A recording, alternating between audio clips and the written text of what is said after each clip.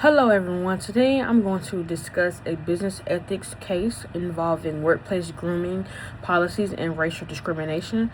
The case I chose is EEOC versus Catastrophe Management Solutions, which involves a job applicant who lost a job opportunity because of her natural hair, which is dreadlocks. This case is important because it raises ethical questions about fairness, diversity, and how workplace policies can sometimes negatively impact certain cultural groups. It also shows how company rules that appear neutral can still create ethical concerns when they affect people differently based on race or cultural identity. The case involves a woman named Chastity Jones, an African American woman who applied for a customer service position at a company called Catastrophe Management Solutions located in Alabama. Jones went through the interview process and performed well. During the interview, she wore professional clothing. Her hair was styled in dreadlocks, which is a natural hairstyle commonly worn by many black individuals.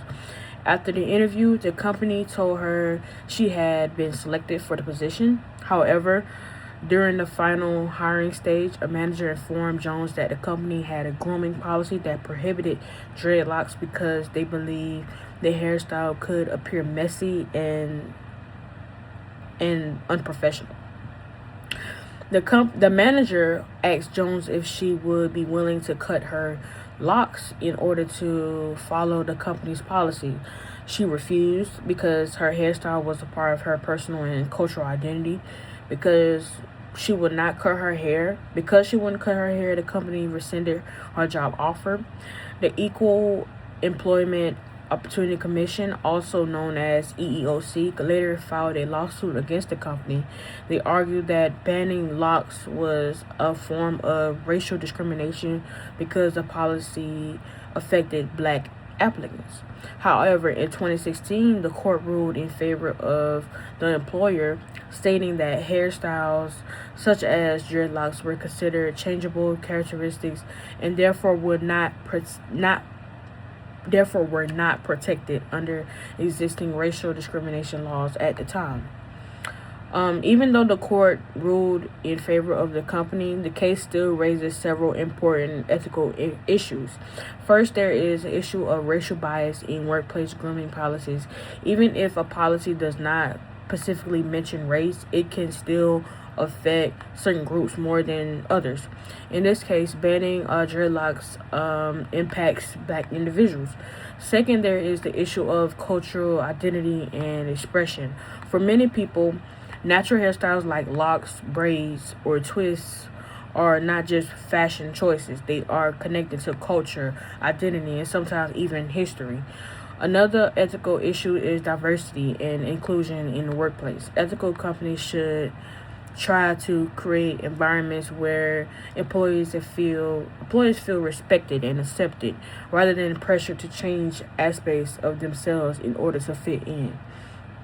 Finally, there is the issue of fairness in hiring practices. Job applicants should be evaluated based on their skills, qualification, ability to perform the job, not just based on the culture of their on cultural hairstyles that do not affect job performance. Um, one ethical one ethical framework that can be used to analyze this situation is justice and fairness ethics. This framework focuses on whether people are treated equally, whether policies create fairness opportunities for everyone. From a perspective,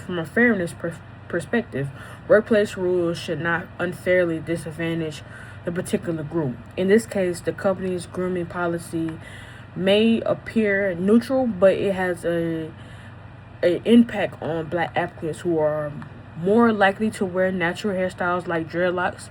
Because of that impact, the policy raises ethical concerns about fairness. Ethically responsible companies should design grooming policies that focus on professionalism, cleanliness, and safety rather than restricting cultural hairstyles that do not interfere with job performance. In my opinion, the catastrophe management solutions did not act ethically in this situation. Even though the company had grooming policy, banning dreadlocks unfairly targeted a hairstyle that is closely connected to black culture and natural hair. As a black woman who worn locks for more than 3 years, this case is especially meaningful to me. Locks are more than just a hairstyle for many people. They represent our identity, our culture, our personal journey with our natural hair. When employers require people to change something like that in order to get a job, it raises serious concerns about fairness and respect in the workplace. I believe companies should be willing to adjust their policies to support diversity and inclusion, especially when a rule does not actually affect someone's ability to perform their job professionally. Overall, this case shows how workplace policies can sometimes create ethical problems, even if they are not intentionally discriminatory. Situations like this help lead to creation of the Crown Act, which is legislation designed to prevent discrimination based on natural hairstyles such as locks, braids, twists, and afros. This case reminds me that businesses have a ethical responsibility to create policies that are fair, inclusive, and respectful for cultural diversity. And that's it. And I use AI to help me with my outline. Thank you.